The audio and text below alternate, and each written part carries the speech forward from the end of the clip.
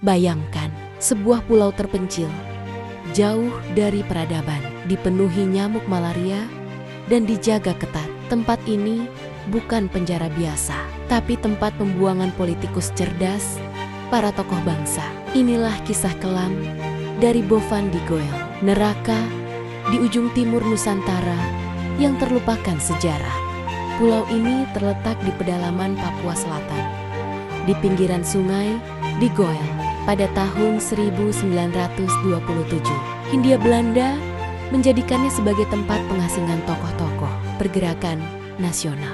Setelah pemberontakan PKI 1926 sampai 1927, pemerintah kolonial menangkap ratusan aktivis.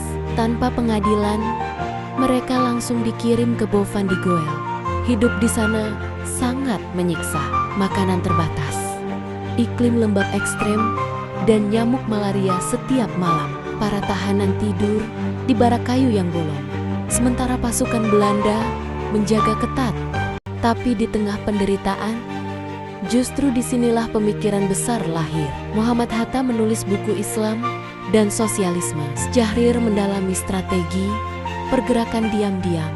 Mereka di penjara fisik, tapi pikirannya tetap bebas. Sekarang, sisa-sisa kamp tahanan itu hampir tertelan hutan.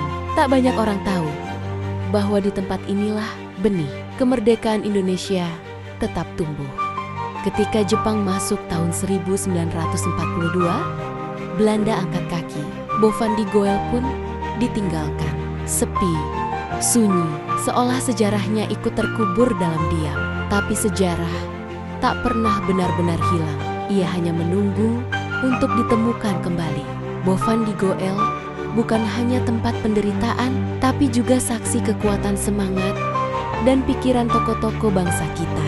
Tempat ini layak dikenal karena sejarah bukan hanya soal kemenangan, tapi juga tentang bagaimana kita bertahan. Kalau kamu suka konten seperti ini, klik subscribe dan nyalakan loncengnya. Dan komen di bawah, tokoh sejarah Indonesia mana yang menurutmu paling terlupakan?